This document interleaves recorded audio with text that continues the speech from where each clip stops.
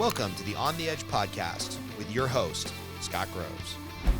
Hey, what's up, everybody? It's Scott Groves with the On the Edge podcast. One of our probably last podcasts under this banner. We're going to keep all of the same format and setup and whatnot, but there's going to be some rebranding coming soon because we finally, 80-something episodes in, have been finding our stride on the fact that people seem to like hearing about the financial conversations and kind of the financial side of coaching and growing a business. So we think we might be doing some rebranding soon along those lines. But I'm talking to my new friend, Marc Beshears, who I've wanted to talk to a person like Marc, and then the universe kind of just put us together, a friend of an introduction. And very interesting because Marc is the founder of Top Wealth Agenda, no relation to Top Golf. He was around first, so he should probably sue them for some copyright infringement. But Marc worked and kind of cut his teeth in the golf and hospitality arena of business, and then was doing real estate development, has some really interesting stories about that. I hope we have some time to get to that and the hotels that you bought and what have you. And then out of the 2007-2008 crisis, was kind of disgusted with how the financial system seemed either a little rigged or was all kind of luck box. You had to time yourself into saving at the right time, investing at the right time, and then retiring at the right time. And so he has gone really deep and now offers a financial planning firm built around the idea of banking on yourself. Some of you might know this term referred to as infinite banking, basically self-financing your stuff with insurance policies. And this is something I've been really interested in and simultaneously don't understand. So I'm really looking forward to the conversation. And other than being a father of kids that are out of the house and a husband and an avid golfer yourself, what did I miss in the bio, Marc? Gosh, you did a really great job. I live in Southwest Florida, in Naples, Florida, and been here 22 years, relocated here from Chicago once I got out of the winter and found myself here in beautiful Florida. Yeah, like everybody else who lives in the freezing cold, they seem to do a stint either in Florida, California, or Texas, and then they either go back to Chicago, Minneapolis, Pennsylvania, and continue to freeze in Philadelphia, or they're like, oh no, I'm going to be a lifer in the sun. So I'm guessing it's the sun that took you down there, and the golf, and the better weather. But what made you stay in Florida? Because, Florida now is a big hotspot for migration, and you and I were talking when we met each other about property values doubling, tripling, quadrupling in Florida. But, going back 20 years ago, what kept you there? What made you fall in love with Florida the first time? First, it's the weather. You can't get around beautiful winter weather. You do have to fight through summer humidity and get climatized. About 2 years to get climatized before that feels good. But at the end of the day, it's growing, it's thriving, the tax benefits. As you get older, you start to realize how important that no state tax is in your household. Yep. I've noticed two things as I've done loans, and some of this will be anecdotal, some of it's backed up by evidence, but for 22 years now, 22 years, I've been looking at tax returns for a large swath of people. A lot of Los Angelinos, but I'm licensed across the country in a bunch of different states, Florida being one of them. And then I also, when I worked at a bank for the first 8 years of my career at Washington Mutual, we would get loans from out of state and whatnot. And there's two kind of anecdotal consistencies I see. People that are self-employed and can manage 100% of their own wealth and decide on taxation and retirement planning and whatnot. I can take two people in very similar fields if they're 10, 20, 30 years into their career and looking at buying a house, and the 1099 employee will almost always have more wealth than the W-2 employee. So I've noticed kind of that trend. And then I've also noticed the trend of like smarter, wealthier people really escaping to low tax states, whether that's a combination for them of property tax, business tax, no state income tax. But I don't think it's any surprise that Nevada, where I'm spending most of my time, Florida, where you live, and then Tennessee and a couple other states that have no state tax, they're seeing mass migration into the state. Yep. South Carolina, there's more states than you think. It's funny. I meet more people from Chicago in Florida than I actually did when I lived in Chicago. That's good stuff. All right, so tell me what kind of that evolution of like 2007, 2008 kind of soured you on the typical 401k, invest in mutual funds and all will be fine. And then how does that evolve into you getting a whole new world of training and wanting to completely shift your career from real estate development and helping people en masse to helping people individually with this idea of banking on yourself? Absolutely. Well, it's a fun story, a little painful along the way, but I made a lot of good friends along the trail. But out of college, my first career was in the golf industry. I went down the PGA route and tried to get out there and couldn't beat anybody. And so I had to actually work for a living. And next thing you know, I'm at the country club and become the head pro, and then you become the general manager, So as I was enjoying my employment as a golf pro, and next thing you know, I got promoted to the general manager, did a pretty good job. I was actually national manager of the year one year. And then they said, let's promote him to run the Southeast region, which had 11 beautiful resorts from Hilton Head, South Carolina to Naples, Florida, and everything in between. I had $100 million budget, 3,000 employees, and I was working really hard. But I also knew I didn't want to work for the man.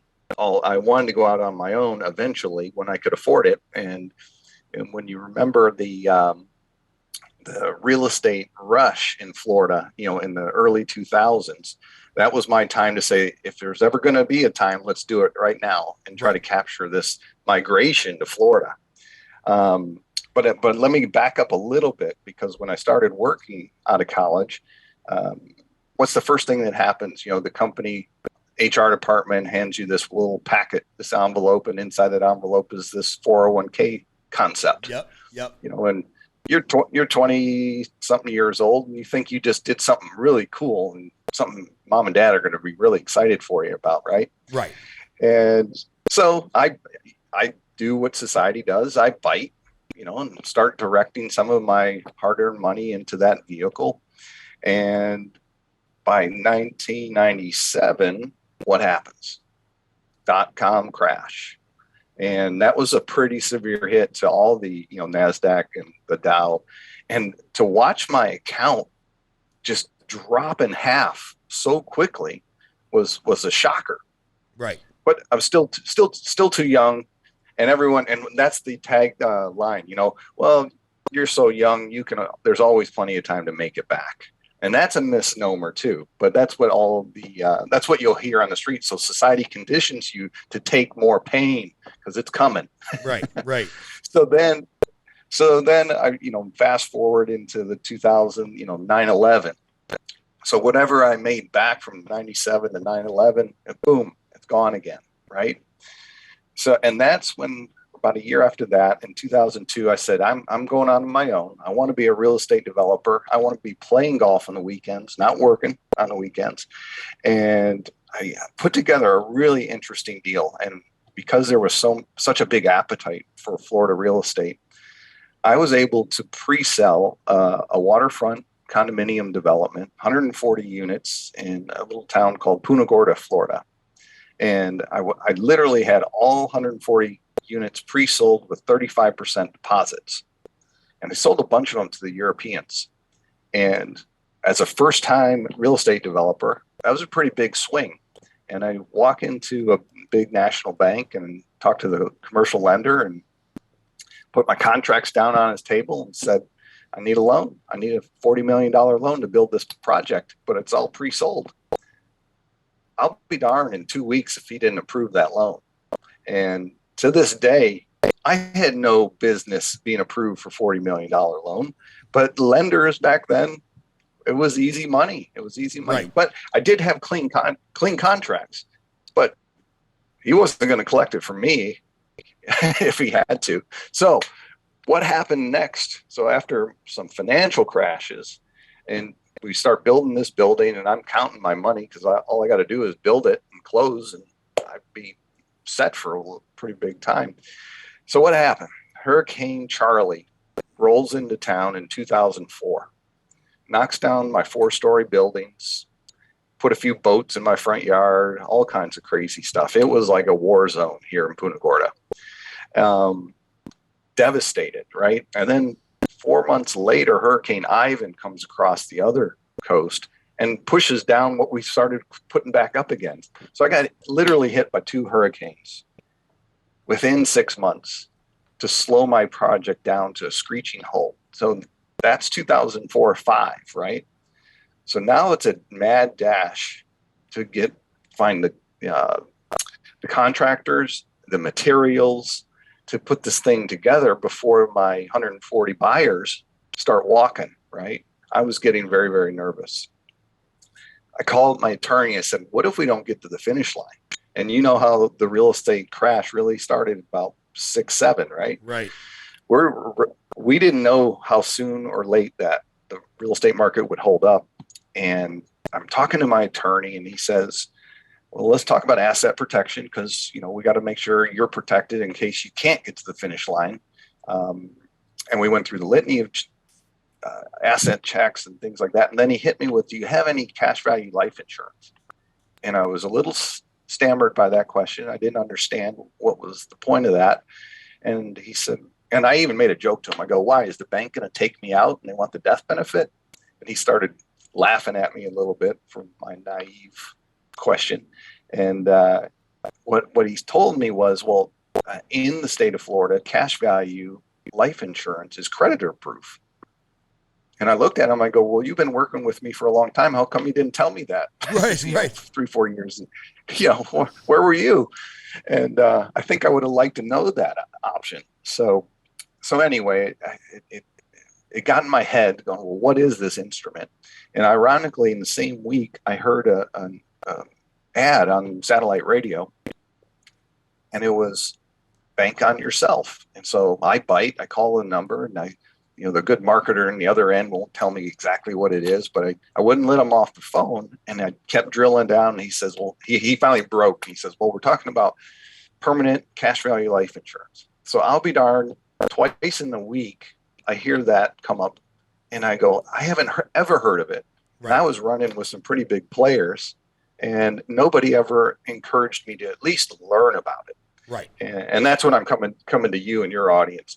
Everyone should know this option. And I don't care what age you are. You should consider this as part of your financial toolbox here. Right. So once I researched the benefits and the short-term, long-term benefits, and not to mention the death benefits, but it's more about the living benefits that you can do with these instruments that got me excited to say, well, if nobody's told me in 38 years, and I've been running hard, then I can get my megaphone and I'll just start telling everybody how to use this tool because it's unique, but it's just not widely understood, not widely taught. And society's not looking for it because they're being steered toward where? Wall Street. Mutual funds. Everything is high cost. Yeah. Anything to get you to Wall Street where someone else can be in control of your money, charge a fee to control your money and have no risk of losing your money. And what we're doing is absolutely the opposite, is giving our clients, the freedom, the efficiencies, the controls, the guarantees, the liquidities, and tax favorability, all wrapped up in one spot. So in 2008, I went and got my license, set up shop in 2009, and the rest is history. We've got hundreds of satisfied customers, and they keep bringing me their friends and family, and we're just growing every day. So I got to ask, just because you brought it up, did the real estate project ever get to fruition, or do we have to shut that bad boy down? Boy, we got far enough to get the bank paid, right? And so we got about 85% closed, 15% fallout. And as you know, with a real estate development, all the profits, that last 15%, that's where my paycheck was coming from. Right. But we did satisfy the bank, not perfect timing, but we got it done. It was painful. Nice. But the problem was now these units were worthless. I couldn't give a condo away. Yeah. I remember in Vegas in 2008, condos that were $350,000 dropped to 200,000. And then I'll never forget this. Wells Fargo came out and said, we are not lending on condo buildings in Vegas. And the market fell out again. So, you could buy a condo in Vegas for $60,000. You could buy the whole freaking complex when the cost to rebuild, just the raw materials, were probably $110,000 per unit. It's crazy. We experienced exactly the same thing. What we ended up doing to just liquidate is we had to just auction them off, and they went for under $100,000, and it was painful to watch because all the original buyers were at 375.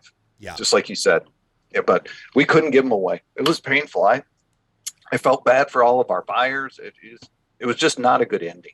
Yeah, but it drove me to where I am today, which is I played around with the market. I got crushed. Played around with 401k, got crushed. Played around with real estate, spent a good part of 4 years to get basically nothing at the end of the day. And where was the economy at that point? The mortgage meltdown, real estate's done.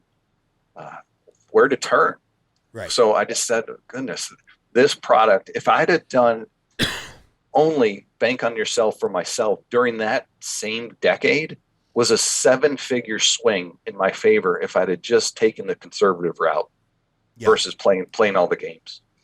So that's what inspired me, got deep into my gut to say, I got to help myself first. So I got to open up a new business and then just start helping people where I know each and every day, I don't ever have to make that phone call to say, hey, we lost some of your money, or, hey, sorry about your real estate value going down.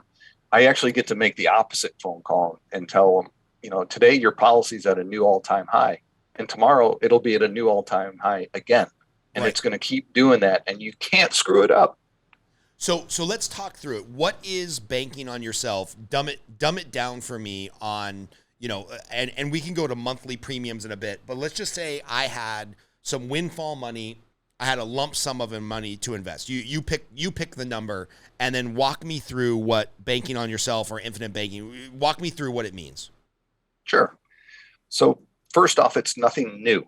I want you to know this is a 200-year-old concept, and it was well around before the IRS was invented in 1913. So we're talking about something that is proven, and the companies that run these policies are also 120 to 150 years old too, with perfect track records of paying dividends to their policyholders. So let me just start at the highest level. What are you buying? You're buying a cash value, dividend paying permanent life insurance contract. And you want to do that with a company that's first and foremost a mutual held company, not stock held. Mutual meaning that at the end of the year, when they divvy up the annual profits, they're going to award policyholders, not stockholders. Second big component is you want a carrier that offers non-direct recognition. And that's specifically talking about when you borrow against your policy, which you can do at any given time. When you borrow against your plan, it does not interrupt its exponential compounding growth. So just touch on that quickly. If you got a $10,000 in your policy, you borrowed out $9,000, you're still going to get your dividend on the 10, even though you put $9,000 to work somewhere else. So this is going to be totally foreign to people about, wait, I can have a life insurance policy that has value that I can borrow against. Like, there's somebody's eyes already rolling back in their head. Because most people, like when I was in the Army, for example, and they are trying to sell us, TransUnion or AIG, term life insurance. It was like, well, you might get shot in the Army, so give us $23 a month and you'll never see that money again. But if you get shot or you blow yourself up, your little sister will get $1 million. So I think 99% of Americans think of life insurance through the lens of term life insurance. I have this policy for 10 years, 20 years, 30 years, 50 years. I pay my, $15 to $150 a month. And if I die, somebody gets money. But if I don't die at the time that I have the insurance policy, nobody gets anything. It was truly just sunk cost insurance. So we might have to step back even one step further, which is what is a cash value life insurance policy? Yep. That means your premium dollars are doing two things. building cash value inside the policy and putting a death benefit wrapper on the outside. And I'll explain some more on some numbers on that. And then along the way, you'll enjoy guaranteed scheduled growth to your cash value, plus the annual dividend that happens each and every year. Not guaranteed to happen, but has happened each and every year with the carriers we're using. And it's really that simple. You don't want to make it any more complicated than that. It's a whole life, meaning it's good from now till death. They can't take it away from you. Term insurance is strategically designed that you're going to outlive the term. Right. And just like you said, I hate to say it, but term is actually the payout is less than 1% of all policies sold. Right. So anyway, and unfortunately, society keeps listening to Dave and Susie. I won't mention their last names. Dave and Susie, who say buy term and invest the rest, which is, again, there's Wall Street's tentacles reaching out to say buy that cheap term stuff because we want your money over here to speculate with. Yeah, absolutely. I've heard this my whole life. Buy term and invest the rest. So if you need $1 million, by the time you're retired, you won't need $1 million because you'll have a big 401k and a big investment portfolio and your house will be paid off. And then you can let the $1 million life insurance lapse when you're 65 because everything will be rosy. Well, except for the fact that I know a lot of broke 65-year-olds who don't have their house paid off and don't have their financial house in order. So I was actually introduced to the idea of whole life insurance, luckily, about 10 years ago. Same thing, coming out of the crash. I had lost 100% of my 401k at Washington Mutual and deferred comp at Washington Mutual because the bank went under. And who knew, or who was paying attention, that their deferred comp was all in Washington Mutual common stock. So all that got wiped out. So this financial planner came to me and I was like, hey, man, I don't have a lot of money right now. I'm in rebuilding stage. And whatever dollars I put with you for now need to be hyper conservative because I'm super snake bitten by the stock market. And he's like, well, here's what we'll do. And tell me if the math is about right. I think if I'm remembering correctly, I was young and healthy at the time. So I was I was early 30s, young and healthy at the time. He's like, hey, we're going to give you, I don't know, 2 million-ish death benefit. So when you die, somebody you care about will get $2 million. All right, cool. Well, didn't really have anybody I cared about at the time, but fine. Good idea. You're going to put $350 a month. Again, I'm probably getting the math wrong. You're going to put in $350 a month.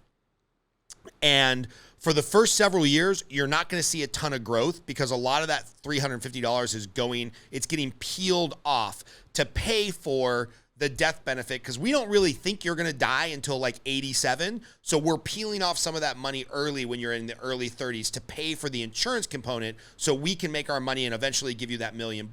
So in the first couple years, a lot of your premium is going towards the insurance, but somewhere around year 4, 5, 6, 10, there's kind of this hockey stick growth where now the money plus the dividend that Northwestern Mutual is paying you start to accumulate in this policy, and all of a sudden the cash value gets pretty exponential. And one day, Scott, if you stick with this like a solid conservative investor, not only will you see that growth, but the cash value of your policy will outweigh the death benefit of your policy. And at any time you can start borrowing against that money. So if, let's say, 15 years from now, I've got $500,000 in a cash value life insurance product, and I want to borrow $400,000 to go buy an investment property, or I do want to put money in the stock market, or I want to pay off my house, I can borrow against my own money at a very low interest rate that then goes to pay whatever I just described. And one day I might not even have to pay it back because when I die, the death benefit's just going to pay back the loan. That's right. So did I, in a nutshell, conceptualize correctly what I signed up for? I think you should go down and take your life insurance 215 test. You did so well. Sweet. Nice work. And you know what's funny? When I set up my first policies, I told you I was just tired of listening to all the people giving me the wrong advice, whether it's an attorney, a CPA, or the HR department. So my wife and I still had some qualified money left, that didn't get it all, but they got a lot of it. And I went against the grain in 2009 and said, we're going to take everything we're going to pay our taxes, we're going to pay the penalty, and we're going to load up on this cash value whole life insurance policy because I want to be liquid and ready for that exact opportunity of being able to borrow against this asset for when the next stock market crash happens or when the next real estate crash happens. I want to be in position with my thumbs twisting, just thinking about buying right and buying on a discount because we got conditioned early on to chase rate of return and just try to get the next hottest thing, buy Apple, buy this, buy. Now I just want to wait till every dip. And at every dip, you're going to have this asset to lean on. And remember, when you borrow against it, it doesn't interrupt its guaranteed or dividend growth. So you got your money working in two places. It's the best tool to help you leverage your own money without introducing third-party lenders. It's exciting. And give me an idea. And look, I know that this is going to vary widely by what the dividend payout is, and it's going to vary widely by what company you go with and where you're at in your age. But let's assume you're past that first couple years of kind of a lot of the money getting peeled off to pay for the death benefit and the actual insurance component. So now let's say you're 8 or 9 years into building the value of this cash value whole life insurance. And so now we'll just use round numbers. I've got $100,000 in my cash value life insurance policy. Can you give me a range of three things? How much against that $100,000 I could borrow? What is the dividend or the growth rate of that $100,000 on top of, whatever I'm just putting in it, adding cash? And then what's like the interest rate I could expect to pay on my borrowed money? Sure. So the first one was how much can you borrow, right? So it depends on the carrier, but it starts at about 90% of your cash value you can borrow. But in fact, it actually creeps north each year that you own the policy. So 10 years into it, you're really looking at borrowing, 96, 7% of that is tolerable. Got it. And when you borrow, you're borrowing at a simple interest rate, which is 5% simple. Okay. But the key there is understanding it's simple and that every loan repayment that you send, it's going to go to reduce the loan balance. Yeah. It's not amortization like a mortgage where they get all their interest up front. It's more like how interest is calculated on a credit card. Right. It's fun to just use this analogy. When you buy a car from the dealer, you sign up for your 36 payments, $500 a month, right? At the end of 36 payments, the dealer's got the money and you got the car, right? And there was interest in that 500. So when you use your policy to buy a car, you go and you borrow it out. You want to be an honest banker and pay yourself the same way you would have been forced to pay the dealership, right? So at the end of that 36 months of paying yourself back, you've got the car and you've got all 36 payments back in your policy. And you got the 36 months of growth as if you never borrowed it. So I like giving that picture because everyone's had that car payment before. Right. So let's say I've got right now, I don't know, $300,000 in cash value life insurance, and I've got 2 cars sitting in my driveway with total loans of $80,000.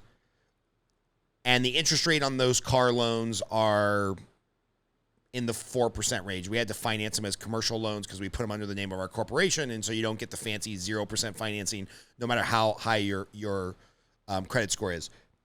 The 5% that I would pay, if I just went to my guy at Northwestern Mutual, I'm like, hey, give me $80,000 as a loan against my cash value life insurance. I'll just pay off my cars. I would be paying 5% on the money that I'm borrowing. So I'm still better off with the 4% car loan, theoretically. Who's going to have the money at the end of the day? Can you ever see that money again you're sending to the third-party lender? No. Okay. So on a simple interest loan, and I know you know loans. Yeah. And if you're paying yourself back the same rates you were paying that third-party lender, you're reducing that amount of interest that's being charged. Like you said, in a simple math, if you borrowed $100 at 6% and you never made one payment for that 12-month window, you have $6 of interest, right? That's if you made 0 payments. Right. But what if you paid $50 halfway? Well, it would reduce the loan to $50. The amount of accrued interest for the first 6 months was $3. And the amount of interest that'll accrue for the next 6 months is only $1.50, right? Right. So did you say 6%? Well, now you're down to 4.5%. Right. So if you're making regular installments to a simple interest loan, that total interest is not going to be 6. It's going to be closer to 3 at the end of the end of the year. Now, remember, your policy at 300,000 earned a big giant dividend. Right. At the end of the year, what's going to make the cost of that borrowing a moot point. Right. Because I'm borrowing against myself. And then question, who's lending me, quote unquote, the money from my own policy, and where is that 5% in simple interest going? That's a great question. Your policy's acting as the collateral, and they're actually loaning you the money from the general fund of the insurance company. The general fund is its full purpose is to drive interest, right? They invest it in bonds and some high corporate rate real estate deals and things like that. But that general fund drives interest, that drives a profit, and that profit then gets paid back to who? To us. Policyholders.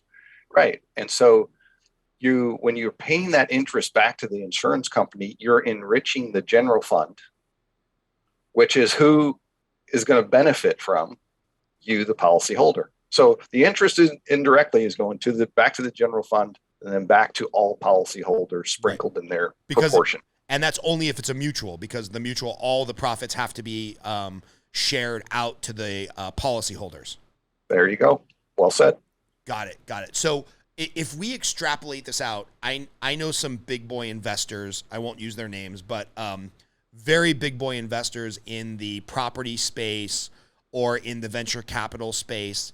And they will frequently make several $1 million one-off investments where they need the money in 7 days, right? So a bankruptcy opportunity, I've got a friend, and I don't want to share too many details, but there was a bankruptcy opportunity of a really well-known online brand. And they said, hey, we don't want the inventory. We don't want the CEO's private jet. We don't want any of that shit. We want the intellectual property of the brand name. And we want the email list of the couple million clients you have. And the bankruptcy court said, all right, cool, we need $11 million in 7 days. And so luckily, this individual and many of his friends have huge cash value life insurance policies. They were able to cobble together $1 million in 7 days, or $11 million or $5 million, whatever it was, and go buy this brand basically at wholesale auction that they are going to resell, and it's not public yet, but they are going to resell at an amazing markup because now they've retooled the company. It's highly profitable. What's interesting is that they could have only done that if they had cash sitting in their checking account, which nobody wants to have millions of dollars not earning any interest cash in a checking account, or this cash value policy. Right. So instead of what I'm doing, for the last 12 years, I've been adding a couple $100 a month. What if I just came to you and said, hey, Mark, I've got windfall money. I signed a big coaching contract, or I sold a house or whatever. I got $200,000. What are we going to do with it? What should I do? I want my monthly outlays and monthly cash flow to be as low as possible. I hate having reoccurring bills, but I've got this $200,000. Everybody else is telling me to dollar cost average it into a stock market. What would you do with it? With a whole life cash value insurance, and kind of what rate of return over my lifetime could I expect to garner? Yep. So there's many ways to get money into policies, whether it's in one big policy on one person, or you insure you, your wife, and your kids, and you're building smaller policies, but still using that same money. To do it the most efficient way is to try to engineer it with the least amount of death benefit with the highest amount of cash value. So depending on your unique situation is how we'd run the numbers, but I can get that 200,000 into a policy in that first year if it made sense for the bigger picture of what you're trying to accomplish. Right. Because when you're designing these plans, each plan is going to have a minimum contribution needed to keep just the gears turning inside an insurance policy. And it'll have a ceiling of how much you can put in there without giving up your tax favorability. Got it. Because we all want tax-free money down today and down the road, right? Right. We don't want to play that game. So that ceiling is a contract, and I can't move the ceiling later. Right. So once it's established, you can live anywhere between the floor and the ceiling. And what happens to most of my clients is they keep hitting the ceiling, but they still have more cash flow from their adventures. So what do? Start another policy. Yeah. And do it all over again. I'm up to 9 policies in my household. So am I correct in assuming if I did 200,000 in lump sum, in order to keep the tax advantage of it being an insurance policy? Because those that don't know, the death benefit of an insurance policy is one of the few things in America that transfers completely tax-free. So, the IRS wants to get their grubby little fingers on the money at some point. So what you're saying is, like, if I had $200,000 to put lump sum into into an insurance policy, the government has certain litmus tests where they're like, hey, at least a certain percentage of that has to go to the cost of insurance, which means you have to have at least a $2 million death benefit, which means you have to be at least contributing for the rest of your life $175 to this policy to pay for insurance? Or is there truly a way to lump sum, set it and forget it, never add money to it again?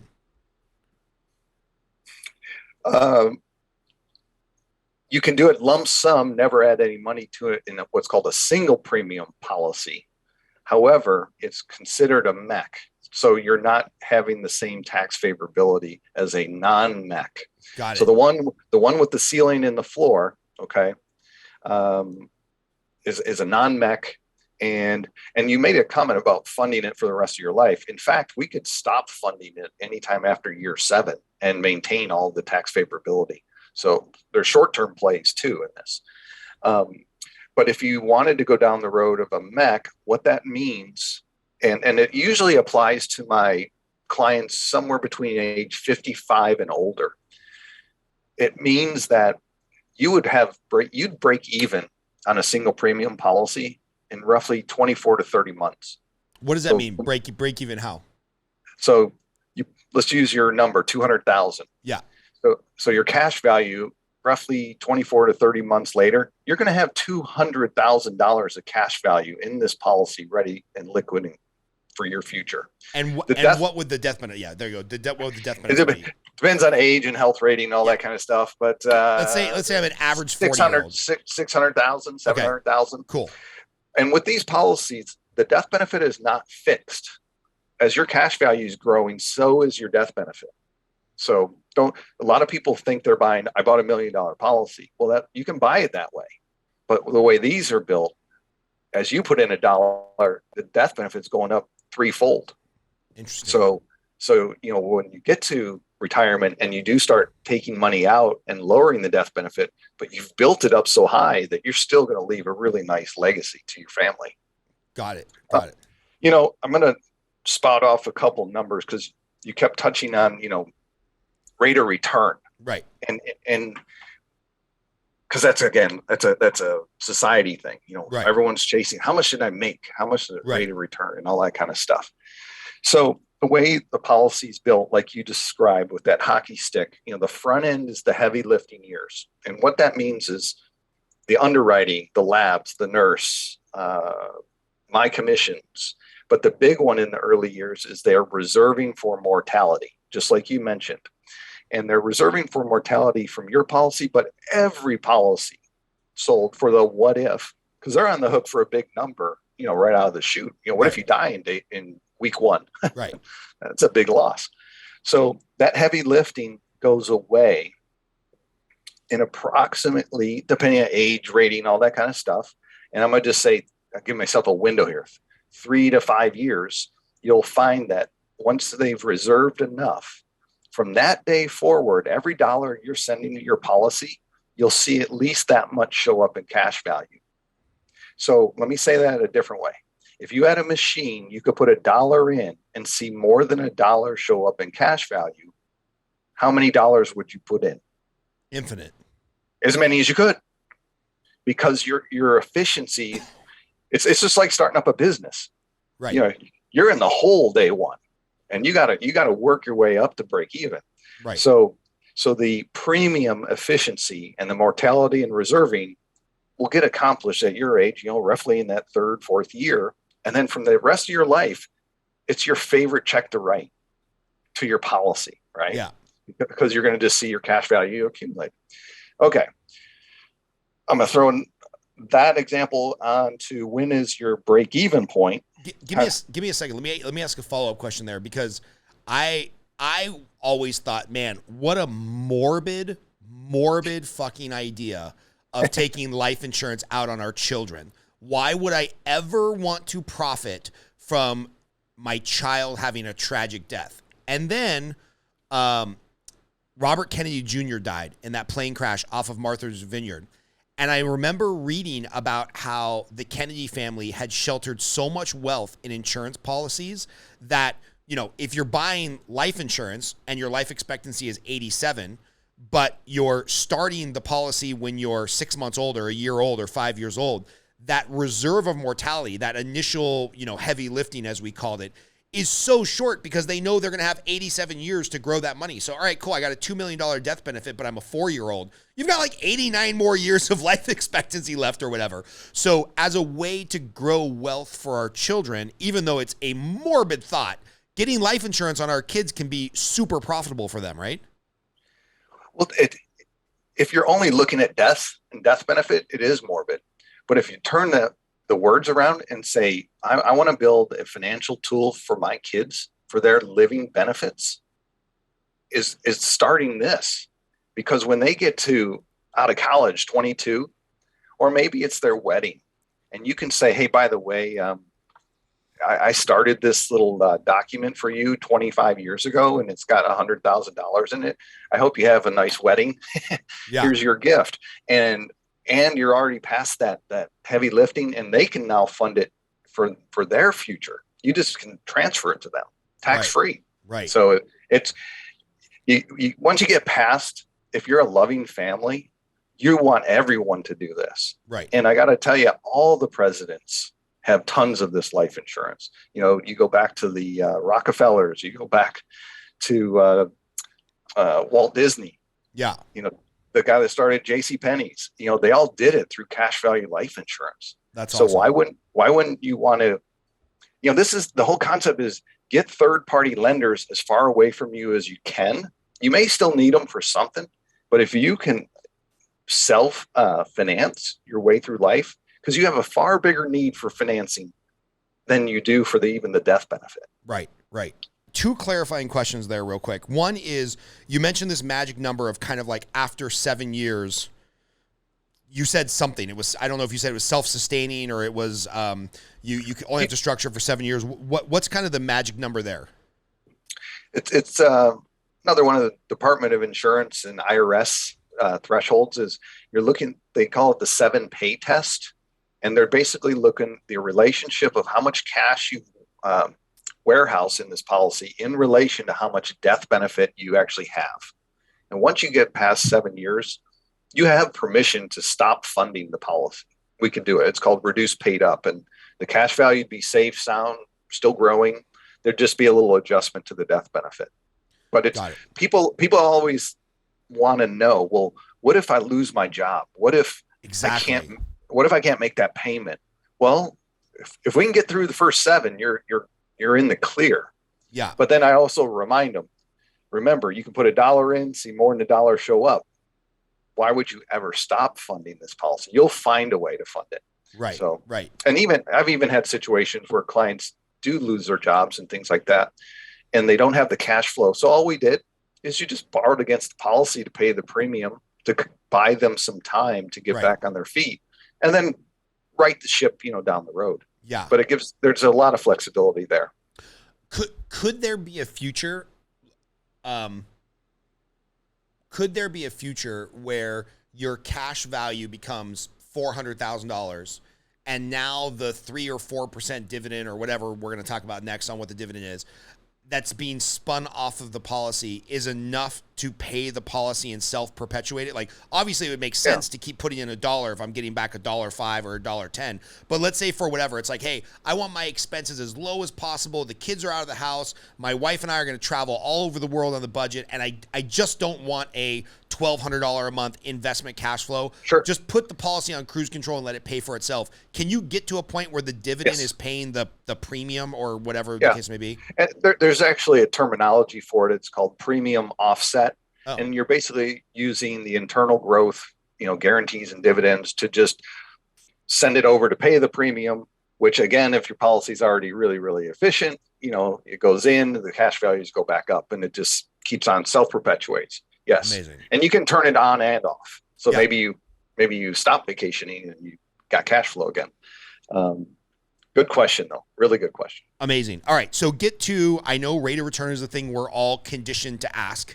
And I know that those first few years, the rate of return is actually negative because they're warehousing or reserving a lot of money for the mortality and the eventual death benefit. But where do we start to see a rate of return from a mutual? Yeah. Once you've, like we said, got past the heavy lifting and all that kind of stuff, and you're more efficient day in and day out, you're in today's interest rate environment, it's been, which is at historical lows up until just recently, right? So it's been roughly 2% on the guaranteed side, 2.5% on the dividend side. Uh-huh. Obviously tax-free.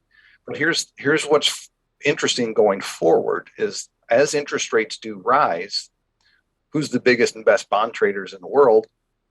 These insurance companies. Right. So they'll be turning a better yield from their 100-year ladders out there, which is then going to drive a higher dividend for our policyholders. So there's always a direct correlation to an improved dividend when interest rates rise, which is good against inflation too. Right. So these policies, because like, let's say Mutual of Omaha, Northwestern Mutual, whatever, because they're a mutual, which means they have to return all of the profit per se to the policyholders, not to stock shareholders. And they're probably pretty excited to get some better 30-year government returns, above 1.32 or wherever it bottomed out. As inflation starts to kind of kick us in the teeth on spending power, if you have one of these policies, and especially I feel real good about myself right now, especially if you're past that first 5 years, 3 years of heavy lifting where you're paying for a lot of the premium of the insurance, like I should see a better rate of return going forward the next couple of years because they're layering in bonds and whatnot that pay a higher interest rate. Is that fair? That's right. Absolutely. Cool. All right. So now another thing that's a good hedge against inflation, which I'm a big fan of accidentally owning some of those things. Exactly. Now, I know everyone on there just heard 4.5%, and they're kind of locked in their brain. That's the rate of return.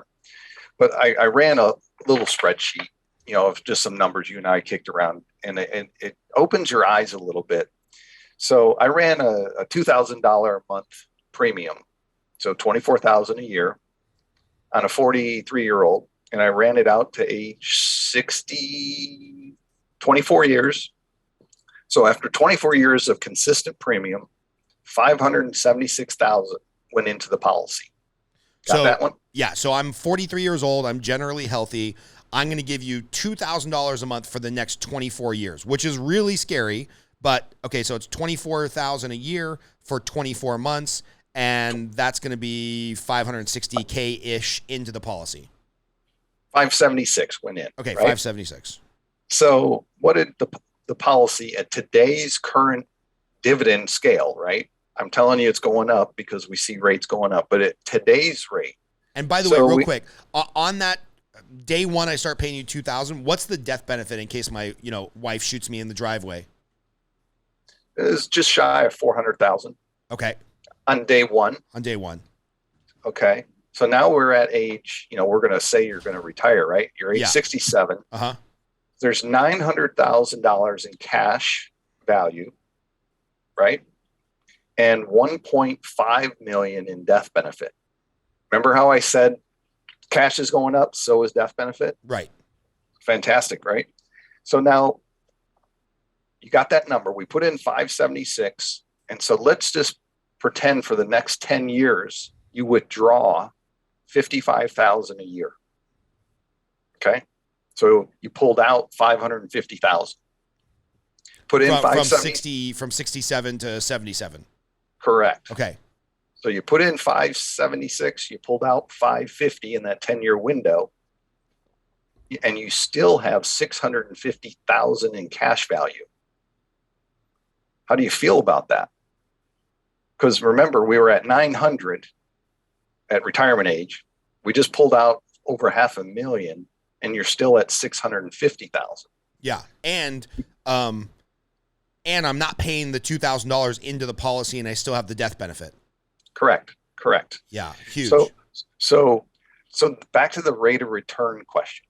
So this is the one I hit up my accountants and all the analyticals to get real serious about running hard data. But if you put in 570, you pulled out 550 in that 10-year window, and you still have 650, what rate of return did you have to receive from any other investment product to still have 650,000 left? No one's going to be able to do that math very fast, but it's going to be about 5.5%. Okay. Every year for 40 years. Yeah. Never going to happen. Right. Never. It's not going to happen. You're going to have so much volatility in 40 years. You don't know where you will be. But in this product, you pretty strongly know where we're going to be. Right. Just the volatility of interest rate environment, but no crashes, no downside risk. So then you got to say to yourself, well, wait a minute, that 55,000 a year was tax free. So now what rate of return did I have to receive from another arena, stock market, mutual funds, all that kind of stuff, to keep up with that? Well, shoot, you would have had to be withdrawing 80,000 a year net of taxes to give you 55. Yep. So it comes out closer to like 9.5%. You would have had to get year in and year out for 40 years to just keep up with this boring little whole life insurance policy. Yeah, it's massive. Like, if people aren't having an aha moment right now, I'm reminded of, and sadly I can't remember the book, but it talked about the moving from, it was a historical book on finance. I can't remember what it was. It talked about moving from pension to 401k and how that was a big push because, like, Wall Street wanted the 401k money, and we wanted to give people the perception of control, and we also wanted corporations to pay less because they were not sustainable for pensions, or the corporations were not sustainable if they continued to pay the large pension benefits. And in like one paragraph, the guy nailed it, and I'm so mad that I didn't write this down or photocopy it or something, because I read the book like 10 years ago, and it was like, yeah, 401k, all we want is for novice investors to save diligently every year, never cash out the 401k when they change companies, time the market correctly, avoid the mutual funds that are within the company-sponsored 401k that have large fees, don't look at the market, don't borrow against it. And he just went on and on and on. And at the end it said, and then also accidentally retire during an up market. That's all you got to do for the 401k to work. And it's like, because naysayers would be like, no, Mark, this is what trying to steel man the other side's argument. They'd be like, no, Mark's just a salesman. He makes huge premiums on these insurance. That's why you don't really see a rate of return the first 3 or 5 years. You guys are disguising this heavy lifting conversation with the large fees that insurance companies charge you, blah, blah, blah, blah, blah. You should just buy that $30 term insurance and invest the rest. It's like, okay, cool. But as we've seen, 1997, 2001, 2008, beginning of COVID, 2020, investors can't stay put. They don't just invest for the long haul and never look at it. Our psyche, our fear of loss, our aversion to like our assets going down 50%, 90% of mutual funds don't beat just the S&P 500, and 90% of investors don't just leave it in the S&P 500 because they try to go in and out and time the market and blah, blah, blah, blah, blah.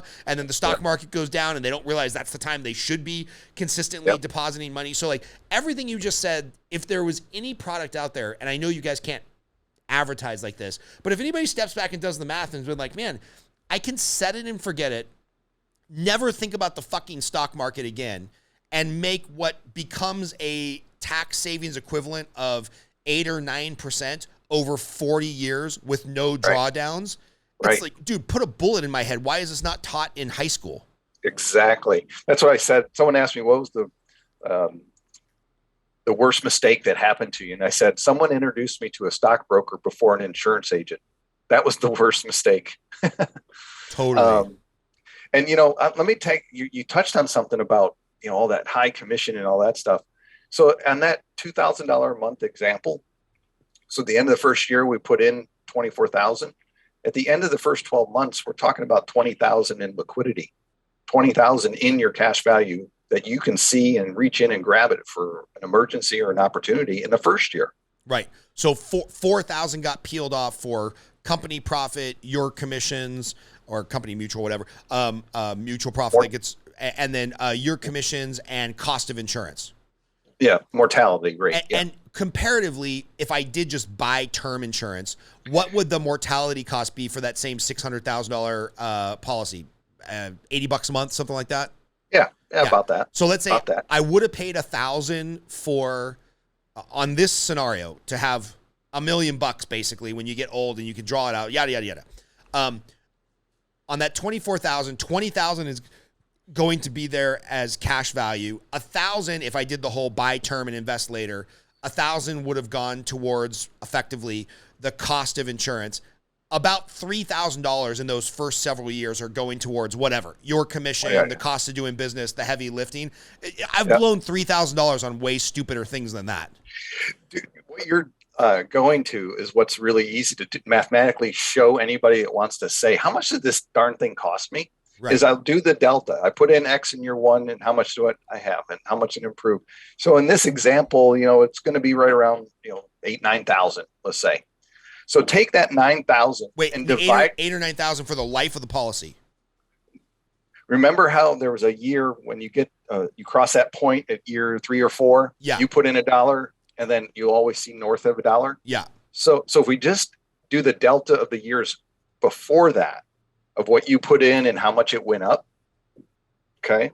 That delta is the expense. That's what it costs to get it set up, because once you've crossed over that equation, every dollar in, you're going to see show up in cash. So no stress. Yeah. So you take that number, and I didn't do the math. I should have, but let's just say it was $9,000.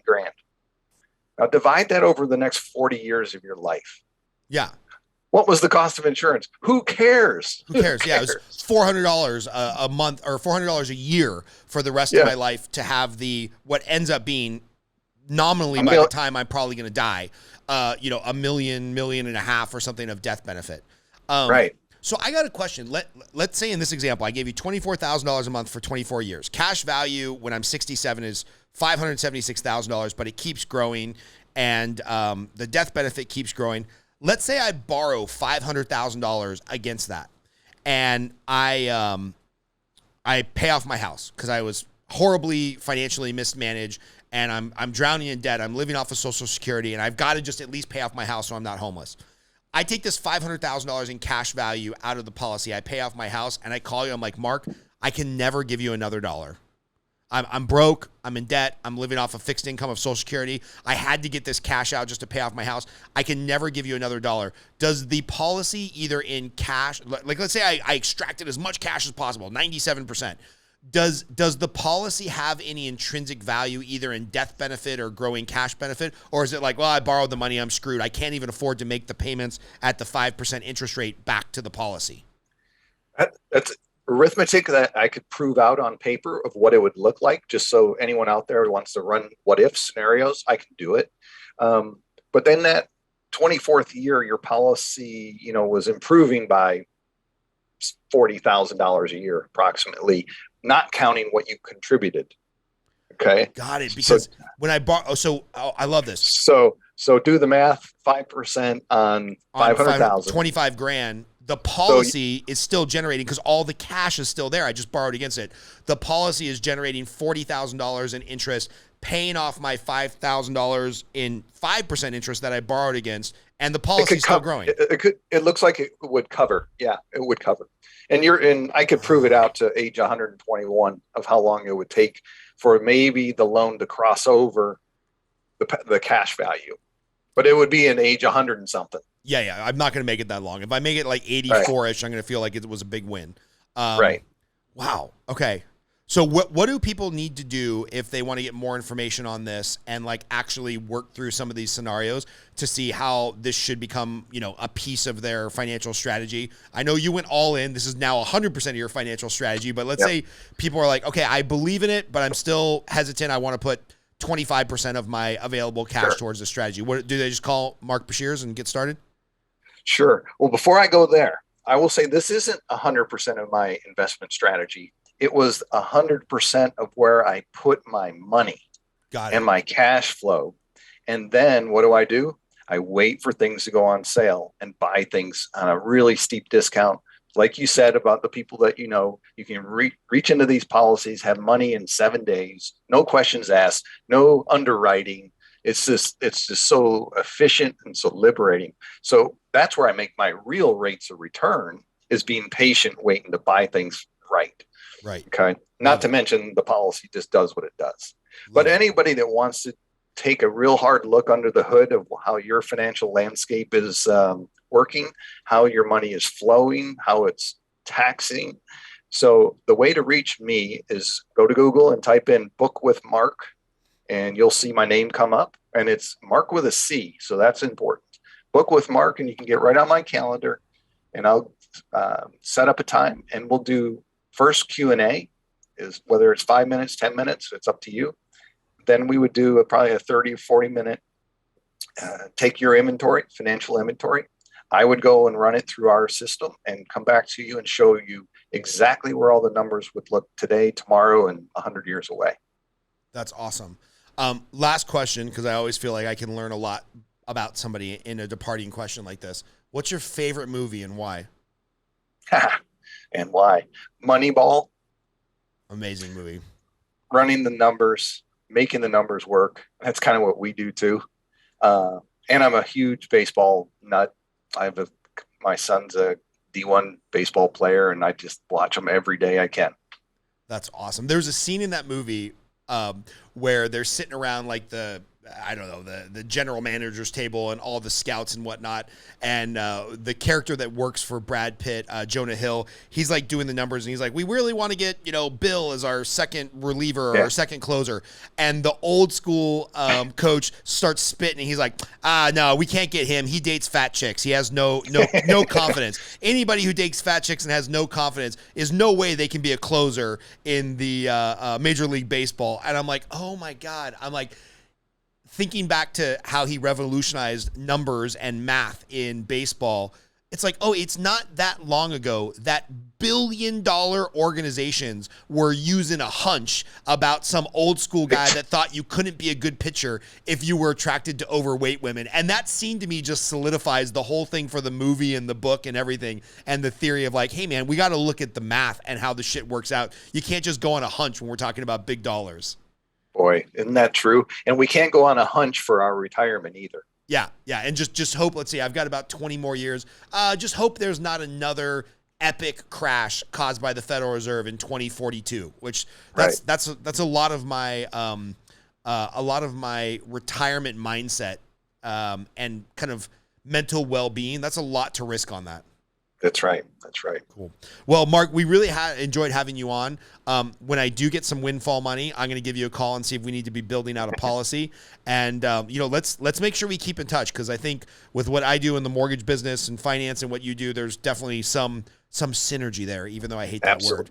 Absolutely. Well, relationships, always about relationships. Agree. Thanks for being on. This will come out last week of July, and we'll send you all the information. That's fantastic. Really enjoyed it. You're really exciting. Thanks, man. I appreciate you.